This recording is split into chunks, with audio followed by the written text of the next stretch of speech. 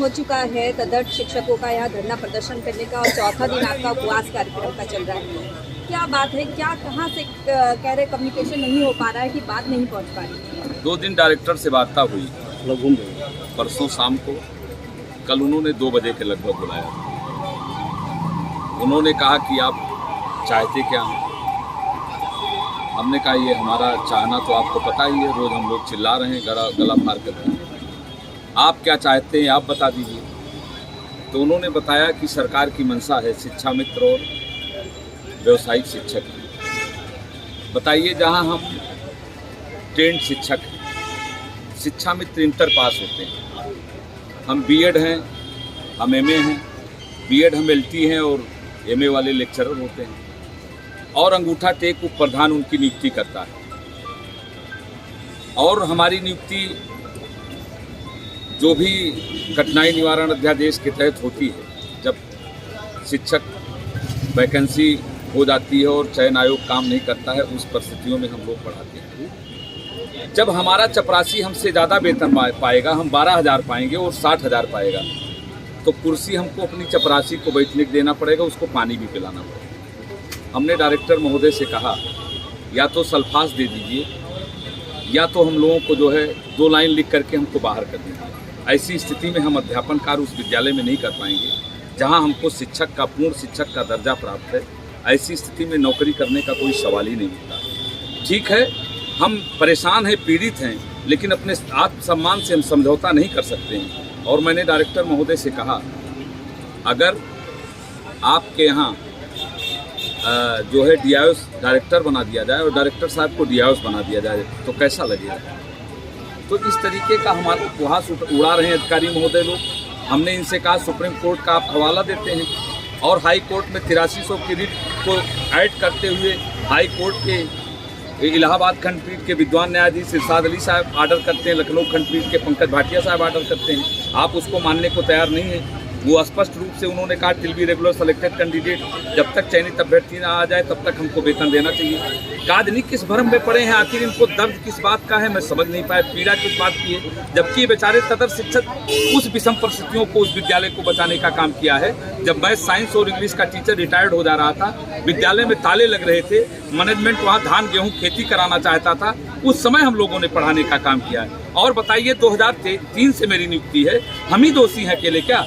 Director ने अनुमोदन किया, डीआईओएस ने वेतन दिया, 12 डीआईओएसओं ने सिग्नेचर करके हमारा वेतन निर्गत किया। केवल हमारे ही गले पे आरा चला देते हैं। माननीय मुख्यमंत्री जी से कहना चाहेंगे, एक बार जरूर सोचें, चाहे हमको कुछ भी सजा दे दें, लेकिन जिन्होंने हमारा वेतन निर्गत किया है, अगर उनके अंदर ताकत हो, जिन्होंने हमारे लिए आर्डर किया है वेतन देने के लिए, उनको भी कोई सजा क्या निर्धारित करेंगे? आपको लगता है कि जानबूझ के ऐसा किया जा रहा है? जानबूझ के ऐसा किया जा रहा है, जानबूझ के ऐसा किया जा रहा है। कहीं ना कहीं ये जो समाजवादी पार्टी और बहुजन समाज पार्टी के समर्थित अधिकारी यहाँ महाराज जी ने उनको पारितोषित करने का काम किया है, वो कहीं ना कहीं बसपा और समाजवादी का एजेंडा चला रहे हैं। ये जानते हैं कि ये ब्राह्मण और ठाकुर हैं, ये भारतीय जनता पार्टी के, ये सनातन धर्म को मानने वाले। इनको चिर इस बात का है कि मैं बजरंग बली की याचना कर रहा हूँ, बजरंग बली की फोटो लगा करके, माननीय योगीनाथ जी की तस्वीर लगा करके मैं याचना कर रहा हूँ। इनको ये तकलीफ हो रही है कि महाराज जी को बदनाम किया जाए, भारतीय जनता पार्टी को बदनाम किया जाए, इसीलिए मेरा वेतन नहीं निर्गत किया जा रहा है। वेतन निर्गत करने का ऊपर से कुछ लोगों का आदेश है।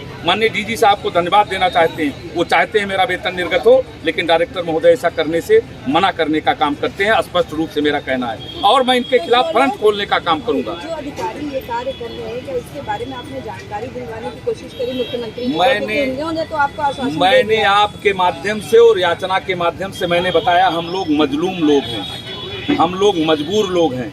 हमारी मुख्यमंत्री से न मुलाकात हो पा रही, न बात हो पा रही। जिस दिन मुलाकात बात हो जाएगी, महाराज जी चाहे हमको भगा देंगे, मैं कह दूंगा जो वाम सेवक और समाजवादी का एजेंडा चला रहे हैं, महाराज जी उनसे सतर्क हो जाइए। हमारा गला घोंट दीजिए, मैं उफ नहीं करूंगा, क्योंकि आपका समर्थक हूँ, आपका जिंदाबाद करता हूँ और भारतीय जनता पार्टी के लिए वोट मांगता हूँ। इसी गुनाहों की हमको सजा मिल रही है, और कोई दूसरा गुनाह हमने नहीं किया है।